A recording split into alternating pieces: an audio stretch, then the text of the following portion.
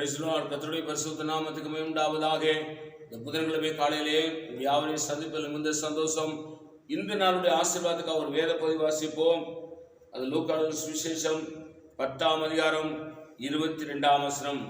சகலமும் என் பிதாவினால் எனக்கு ஒப்புக் கொடுக்கப்பட்டிருக்கிறது. பிதா தவிர வேறு ஒருவனும் குமாரனை இன்னார் என்று அறியான்.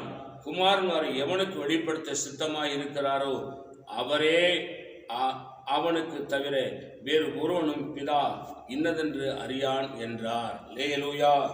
சகலமும் இயேசுவுக்கு பிதா கொடுத்திருக்கிறார். அவருக்கு ஒன்றுமே குறைவில்லாமல் இல்லை.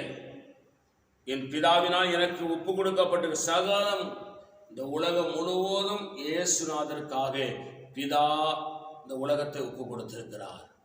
ஆனாலும் என் பெருமானாகிய இயேசு அவர் அதிகார தோரணையிலே நடந்து கொள்ளாதபடிக்கு அவர் எல்லாருக்கும் பணிவிடை செய்தார்.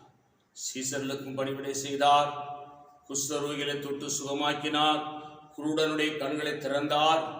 அவர் தன்னை ராஜா என்பதை, அவர் தன் எஜமான் என்பதை, அவர் இந்த உலகத்தினுடைய முழு உலகத்துக்கும் சொந்தக்காரர் என்பதை மறந்துட்டு அவர் பணிவிடை சேவை செய்கிறவராய் இருந்தார்.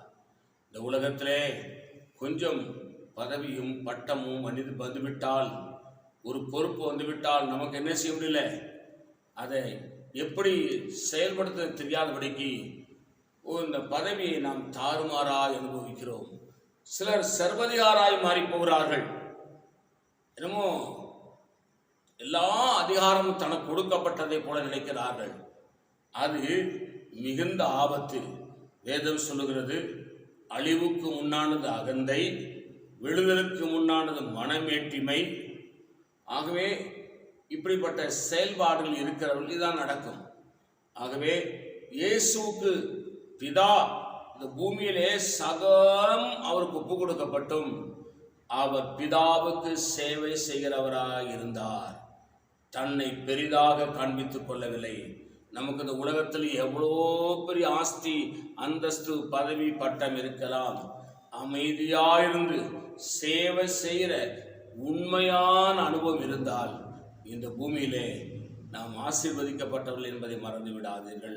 நான் உங்களுக்காக ஜெபிக்கிறேன். பரிசுத்த பிதாவே, நீ எங்களுக்காக இந்த காலை வேளையில் பேசுகிற நல்ல வார்த்தைகளுக்காக ஸ்தோத்திரம். இந்த வார்த்தையின்படி ஆசீர்வதி இயேசுவின் நாமத்தில் வேண்டிக் கொள்கிறோம் பிதாவே. ஆமென். God bless you. கர்த்தர் உங்களை ஆசீர்வதிப்பாராக.